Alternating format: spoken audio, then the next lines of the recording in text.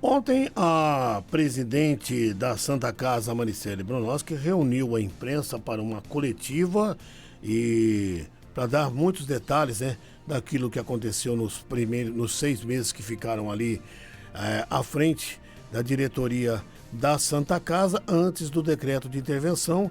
Contou com a presença do advogado Luiz Alfredo, que são os nossos convidados hoje aqui no Jornal 100, para falar e detalhar um pouco mais, né, sobre o que acontece agora. Por exemplo, com relação à diretoria, ela é mantida como diretoria da Santa Casa, apesar do decreto. Alguns assuntos que foram falados ontem com relação à questão de transferência dos bebês, dessa inconsistência com clandestinidade de serviços sendo prestados dentro da Santa Casa, e a questão dos protocolos de pedidos aí de recursos que hoje são os mesmos, segundo palavras da presidente ontem na coletiva. Data vênia, não sei se é isso assim que fala, Luiz Alfredo. Permita-me cumprimentar primeiro a presidente. Bom dia, Maricele. Bom dia. Luiz Alfredo, bom dia. Bom dia, França. Bom dia, Cid. É um prazer estar aqui. Pode aplicar a data vênia, assim. Mas data vênia é normalmente quando você vai xingar alguém. Então tá bom. Então tira a data vênia aí, né? Tá certo.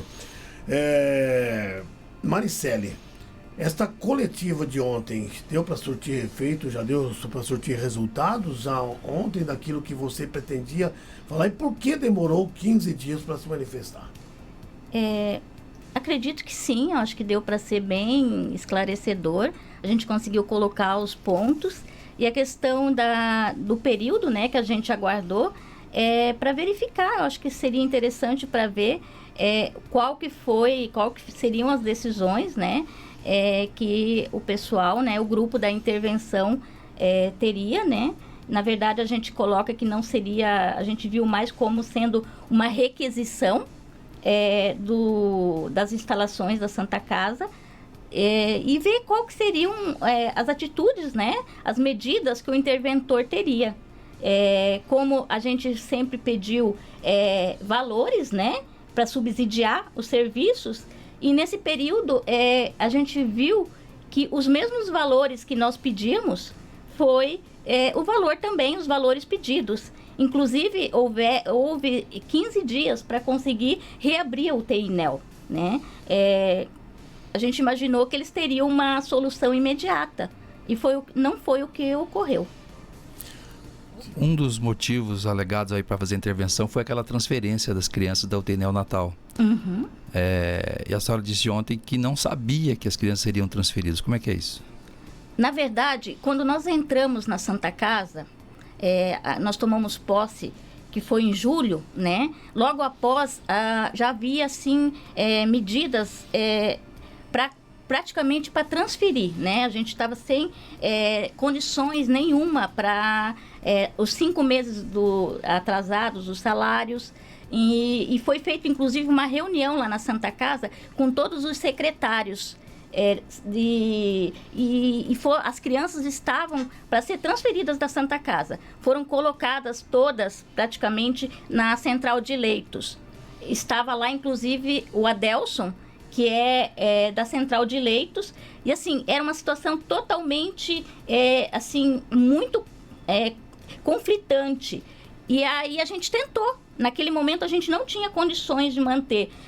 Inclusive a médica deu depoimento, a imprensa estava lá. E naquele momento a gente precisava transferir, a gente não tinha condições. E nós não conseguimos de maneira nenhuma. Porque foi negado? Porque não tinha vagas, porque foi negado, e foi falado para nós em todos os momentos. Vocês assumiram, agora se virem, não tem vaga. É preciso que o quê? Que vocês tomem medidas e que vocês resolvam o problema. Mas, e nós resolvemos. E foi da noite para o dia que surgiram essas vagas? A senhora disse que não sabia que ia ser transferida, né? O que me veio é que nós, eu teria, o que foi me colocado é que nós iríamos fazer o fluxo. Não iríamos receber. Não ia receber mais crianças, não iríamos receber grávidas, até que nós normalizássemos o fluxo, que é uma coisa simplesmente normal de acontecer. Mas assim, e as crianças que estavam ali, nós iríamos manter. E assim, eu fiquei extremamente surpresa, uma surpresa assim muito ruim. Eu posso dizer que da noite para o dia surgiram 5 vagas, 5 leitos, e os helicópteros pousaram ali para levar. E essa questão de helicópteros na Santa Casa também, pessoal, é algo assim normal. Sempre pousam helicópteros para levar os pacientes. Mas assim, essas vagas surgirem e levarem todas as crianças foi algo muito, muito assim, que me deixou estarrecida. Não era esse planejamento. A senhora acredita em manipulação? Manipulação, de repente, é uma palavra forte, né? Que eu não posso afirmar algo que eu não sei, mas foi algo assim muito providencial naquele momento. A gente foi para a coletiva ontem achando que seria anunciada aí uma ação judicial para tentar derrubar a intervenção. E não foi isso que aconteceu. O que está sendo feito? Aí eu vou passar para o Dr. Luiz Alfredo, que ele consegue falar com mais propriedade. Cid, a intervenção é uma palavra popular, né? As pessoas chamam de intervenção e o decreto realmente tem essa tecnia, né? Na verdade, segundo o Código Civil, foi feita uma requisição. O poder público tem esse direito, se houver uma devida justificativa, de pedir bens e serviços de uma entidade particular para atender uma calamidade pública, tá? E o poder público entende que, ao transferir as 5 crianças em um dia só e encerrar a atividade da UTI neonatal sob o argumento de que não tinha mais recursos financeiros próprios, a dívida muito grande, a dívida vencida, ele entendeu que, então já que vocês não têm dinheiro para tocar, então eu vou requisitar o hospital, vou requisitar algumas mãos de obra do hospital, né, que fazem parte, porque você no hospital você não tem só médico e enfermeiro, você tem faxineiro, você tem a cozinha, você tem várias partes do hospital que você precisa para administrá-lo sobre um período de requisição. Então, nesse caso, Cid, por que não fazer deixar o município de Campo Mourão fazer a administração do SUS, do hospital? Porque é ele que é gestão plena, ele que tem 14 milhões no fundo municipal. Ele diz que dou dinheiro quando quero e se quero. Eu não sou obrigado a dar o dinheiro para o hospital. Eu contratei um serviço e pago por serviço. E ele falou, olha, vocês pedem dinheiro, vocês têm uma ação de 300 milhões que vocês não precisam. Realmente nós não precisamos. O que nós não estamos conseguindo é rapidamente que a União nos pague os 316 milhões. Até tivemos uma oferta de 16 milhões, que eu acho que não deveria ser aceita, então teria 16 milhões para pôr no caixa. Eu particularmente entendo que esse valor não pode ser, porque você pega 16 e perde 85, então eu acho que perder 70 milhões não é de bom tom. Por que não brigar com a requisição? Porque no momento que ele decretou o pedido de instalação, ele paga a conta, inclusive dos contratos vencidos nos últimos 90 dias, que se refere à prestação de serviço no hospital, como enfermeiros, o valor dos consignados, que há muitos meses, muito antes de junho de 2023, não eram pagos, a urgência em deixar os médicos no plantão. Pô, mas o que você fez com o dinheiro lá da enfermagem que eu mandei? Paguei plantão da UTI. Naquele momento era mais importante ficar com as UTI abertas do que pagar isso. Mas isso é um absurdo. Mas é absurdo por quê, prefeito? O senhor mesmo deixou transferir 2.750.000 do COAPS para pagar a folha de pagamento e não poderia ter feito isso. Então, do poder e não poder na de gestão da Santa Casa, tem vários absurdos. Então, o que acontece agora, Cid? O interventor, que eu espero que seja substituído por uma outra pessoa que não seja inimigo da entidade, como é o Sérgio, por praticar atos que feriram diretamente o interesse econômico da entidade. O interventor é uma pessoa da prefeitura, paga pela prefeitura. Os funcionários que ele vai utilizar para fazer a intervenção, ele paga. Mas ele não pode usar o CNPJ e muito menos dizer que vai afastar a diretoria. Ele não tem poder expropriatório, a não ser que você está num estado de democracia, né? Diante de democracia, que você acabe com o Estado de Direito. Aí o prefeito, que é um terceiro na escala de gestão, você tem o presidente da República, o governador e o prefeito, né? É um prefeito que tem alguns poderes residuais. Às vezes, alguns prefeitos se acham a última bolacha do pacote. Mas nesse caso especificamente, as pessoas têm que prestar atenção e seguir normas. Então, a pedido de requisição é interessante, porque aí a diretoria vai trabalhar apenas com os leitos para particulares, leitos de convênio, a ação que ele tem crédito, administrar o seu passivo. E, ao mesmo tempo, nós vamos velar para que o tempo de uso das instalações, que são da entidade particular do Hospital Santa Casa de Misericórdia de Campo Mourão, tem aquele patrimônio é dela, esse CNPJ é dela, a diretoria está devidamente eleita até julho de 2025 e administrará até lá, e vão observar se eles não estão depredando, se eles estão consertando os equipamentos que eles dizem que vão consertar, se eles estão colocando em utilidade, da mesma forma que a vigilância sanitária nunca tirou o pé de lá de dentro desde que essa diretoria tomou posse. Teve dia de pegar vigilante dentro da UTI neonatal. Você falava ontem na coletiva que a prefeitura tem que pagar uma espécie de aluguel para ter usado a Santa Casa? Isso. Pelo uso das instalações, ela tem que pagar um aluguel. E se ela gerar, por exemplo, porque você ficou com toda a minha receita, e até a minha receita superavitária, eu não pude pagar fornecedor. Então, esse juro e essa correção monetária também é dela. Eu posso citar, para quem quiser estar nos ouvindo e quiser conhecer, é só dar uma olhada na história da Santa Casa de Misericórdia, a Santa Casa de Campo Grande. Exatamente igual. Fizeram uma intervenção, quiseram afastar a diretoria, o Poder Judiciário foi mandando, devolve, não, politicamente vai enrolando, eleição, essas coisas. No final da brincadeira, aquela Santa Casa devia 35 milhões, ficou devendo 145 milhões ao final do período de requisição. O município e o Estado tiveram que se juntar, fizeram um financiamento na Caixa Econômica e aportaram à vista 80 milhões de reais. Só para você ver como que é. Então, esse e o município de Campo Mourão vai ter que criar um programa, fazer uma suplementação orçamentária e dizer quanto que ele vai pegar do orçamento. É uma questão de gestão. A Santa Casa tem um déficit mensal em torno de 1,5 milhão por mês, né? Isso é mensal por mês.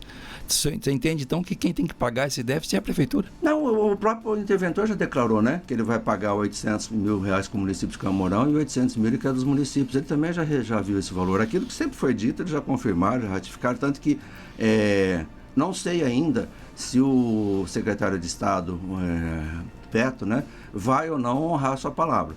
Quando nós tivemos esse mesmo problema em 2013, quando a prefeita era a Regina Dubai, e no gabinete dela, a gente nem precisou ir a Curitiba, né? Era uma transição do Dr. Elmo na época, o Michel Caputo veio aqui, eu era vereador, eu estava na reunião, falei, se ninguém quer tocar, eu toco. Montamos uma comissão, a gente chamou na época de Comissão de Gestão de Custos e Fluxos da Santa Casa, tá? Nós fizemos uma comissão, o secretário falou que por 6 meses, algo assim, ele daria R$1 milhão por mês, limpo. R$1 milhão para você pagar, precisa pagar. Pagar plantão, pagar coisa velha, né?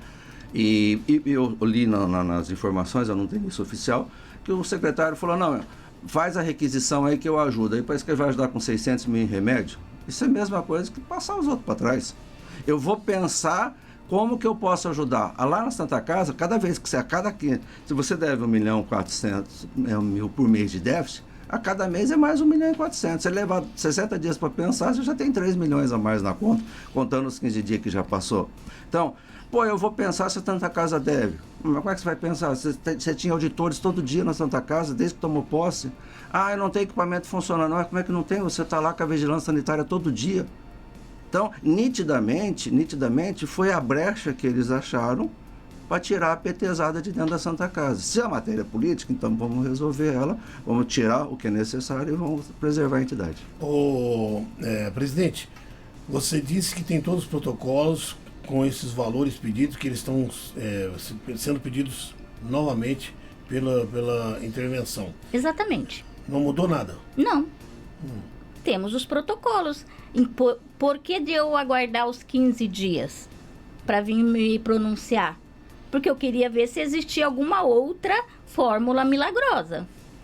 A gente precisava ver, né? Se existia uma maneira de... E essa recusa a repassar à diretoria da Santa Casa esse valor, ao que a senhora atribui? Aí a gente precisa verificar, por exemplo, os municípios, posso ser muito sincera, os municípios da região, a maioria não se recusavam. A colocação deles era, precisamos que Campo Mourão coloque e se responsabilize em aportar e passar ao valor primeiro, porque 58% dos atendimentos da Santa Casa são de Campo Mourão. Isso também nós fizemos todo o histórico, porque tudo é possível ter histórico, né? Todos os atendimentos são passíveis da gente verificar e quantificar. Então, a gente fez os valores, não assim, nós achamos que Campo Mourão precisa colocar tal valor, que Moreira Salles precisa colocar tal valor, Piabiru não. A gente fez uma média pela quantidade de atendimentos que cada município tem. Então, os valores foram dessa maneira. Então, os municípios colocaram, olha, Campo Mourão passando a parte deles, nós vamos passar a nossa. E Campo Mourão chegou a negar aumento de repasse? Sim. Não é aumento de repasse. Precisa ficar muito claro. Campo Mourão não repassava nenhum centavo de valor do tesouro próprio de Campo Mourão.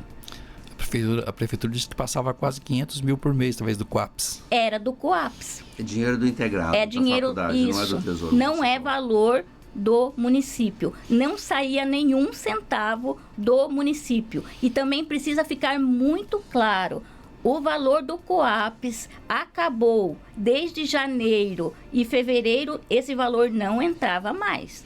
E também precisa ficar muito claro, desde que nós entramos nós entramos em julho, todo o valor do Coaps, que deu 2.775.000, foi antecipado.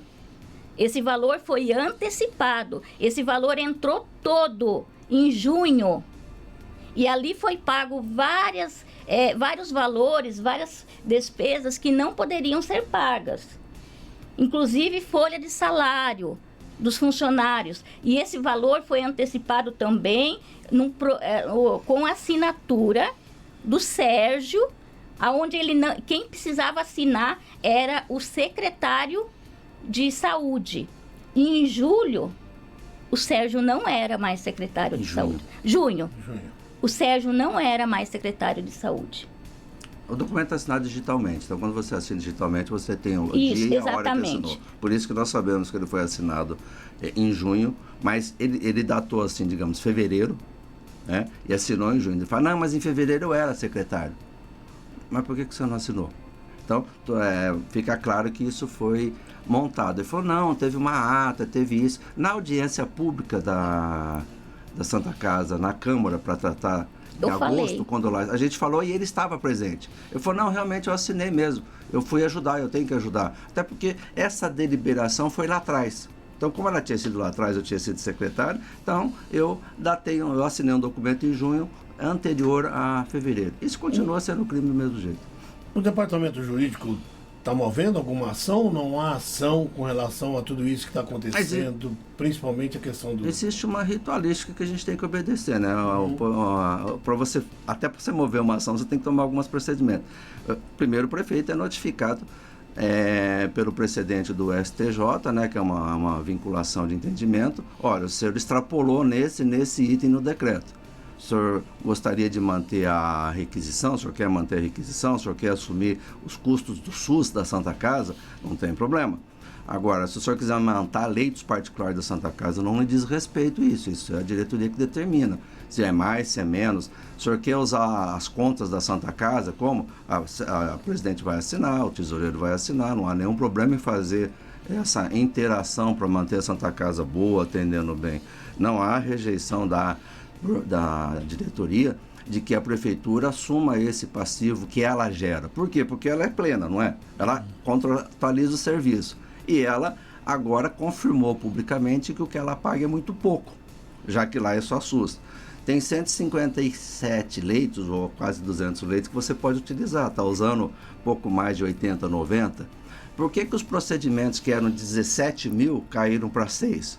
Porque você mantém o débito mais alto. Se 1.400.000 é quase não fazendo nada, a hora que você for fazer alguma coisa, você passa para 2 milhões, 3 milhões, se você não tiver o aporte. Deixando claro, é uma decisão pessoal do prefeito de Campo Mourão se ele vai contribuir. É como se você vai ajudar uma entidade filantrópica ou não. Se você tem interesse. Ele não tem interesse objetivo de ajudar a entidade filantrópica. Assim você vai ajudar o asilo, você vai ajudar a creche, você vai ajudar. É uma decisão pessoal. Você vai comprar a rifa se quiser. Isso é uma decisão pessoal dele. Eu acho que tudo que eu já transfiro para você via SUS, via Coaps, via outro programa, já é mais que suficiente. Você se vire. Não, gente, você paga 10 e o serviço custa 15. Eu tenho um déficit. Você é filantrópico, sai batendo de porta em porta aí e vê como é que você resolve para pagar essa conta. Na prática é isso que funciona. Eu acredito que o ouvinte nesse momento deve estar... Vocês vão perguntar ou não vão perguntar sobre a questão da auditoria? Foi concluída a auditoria que a diretoria, da qual a senhora é presidente, estava fazendo lá na Santa Casa e que constatou algumas irregularidades, inclusive denunciadas ontem durante a coletiva, presidente? Estava em andamento. Não havia sido terminada ainda. Inclusive, a gente tinha solicitado para que viesse também auditores do próprio Ministério. E ainda não foi concluída. E a senhora citou ontem algumas irregularidades lá, entre elas cirurgias clandestinas dentro da casa, dentro da Santa Casa. E isso é fato? Sim, é fato. E que a gente estava coibindo. Tá, e essas pessoas que estavam fazendo esse serviço clandestino lá, chegou a citar elas, falar para elas não fazerem mais isso? O que foi feito? Nós estávamos... esse também foi uma questão que eu coloquei na entrevista, né? Que foi uma questão assim que causou dando... a gente teve que falar muitos nãos lá dentro da Santa Casa e nós estávamos... muitas vezes existem maneiras também da gente se colocar uma postura para as pessoas. E a maneira de a gente fazer controles. Então, foram instituídos muitos controles lá dentro da Santa Casa.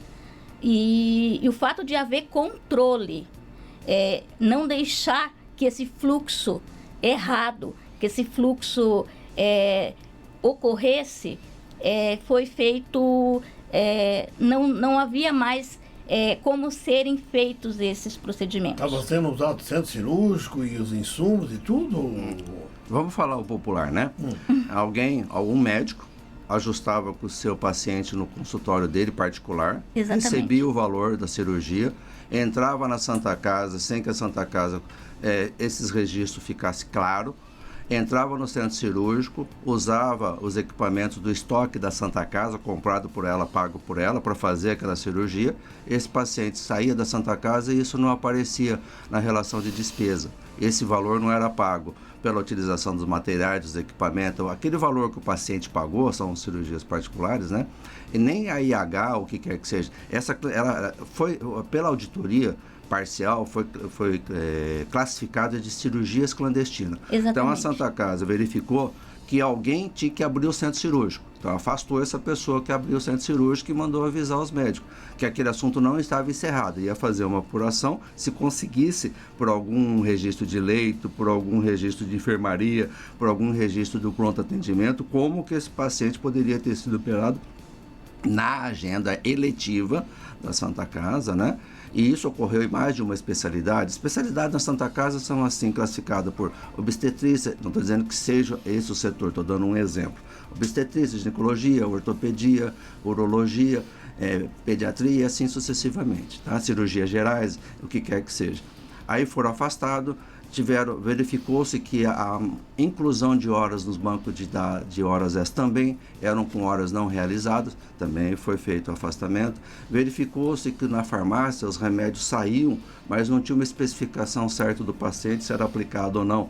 Às vezes, foi achado num desses cases, nessas caixas de descarte, cápsulas inteiras lá dentro, que a gente não sabia se a pessoa ia lá depois rasgava para levar para vender, também foi afastado, também foi substituído, e isso estava no auge em dezembro e janeiro. Janeiro, principalmente, foi quando se tomou as decisões. Quando se fala que a diretoria estava trombando com os funcionários, realmente isso deu muita dor de barriga lá dentro, vamos colocar assim. E já chegou o caso, já chegou o conhecimento do Ministério? Você está atendendo o que está mais urgente. Então, era mais pressa você equilibrar atendimento de UTI neonatal, pediatria, UTI adulta, manter o pronto atendimento aberto, manter a porta de entrada, do que soltar isso rápido, França. O que a diretoria tinha que correr atrás de dinheiro. No dia que estava ali transferindo criança, a Eliana, superintendente, estava em Brasília exatamente fechando a negociação de FGTS, que queria uma taxa de juros diferenciada, né? Para a gente, só colocando, interferindo, doutor, por exemplo, essa questão do FGTS, além de para não onerar os funcionários, porque se não tiver esse parcelamento, não tem uma certidão que é para os SEBAS, para poder a instituição continuar com a filantropia. Então, são questões assim que urgem, que são muito urgentes. Então, ali, assim, a gente é tudo muito, muito urgente, é tudo muito... e realmente, quando se fala que a gente precisava muitas vezes falar não, que a gente estava trombando com funcionários, com questões, não é assim de estar oprimindo, é fazendo questões que eram e que são necessárias. Por exemplo, uma funcionária, um funcionário que a gente teve que afastar por essa questão das cirurgias clandestinas, a gente não havia retirado, por exemplo, a gente retirou ela da função, retirou algumas pessoas de funções, para quê? Para que elas não continuassem onerando a Santa Casa. Nós soubemos que uma semana após a gente sair, ela foi realocada no mesmo local. Ou seja, possivelmente para que o fluxo errado continue. Bom, o assunto realmente é importante, mas infelizmente estouramos de bastante horário aqui, são 8 horas e 13 minutos. Se de sorte uma pergunta. A direção do rádio vai decretar intervenção no Jornal 100. Requisitar. Estouramos demais o tempo. Mas só colocando que essas questões, a gente vai procurar também estar falando para a comunidade, fazendo encontros, para estar explicando, para estar colocando, para que as pessoas fiquem realmente sabendo o que está acontecendo dentro da Santa Casa. Por exemplo, a SICAM vai ouvir o prefeito, mas não quer ouvir a diretoria. Então, se vocês quiserem saber o contraditório, quer saber o que acontece, ouça as duas partes. Ou o que você vai compreender, ou o que você vai achar certo ou vai achar errado, é um problema teu. Mas eu acho que tirar conclusões ouvindo só um lado, a diretoria não tem acesso a outros veículos de comunicação, e nesse ponto agradecemos a Musical, que sempre se manteve retilínea, né, em ser, não dando oportunidade para que todos falem da forma que acham que deve falar.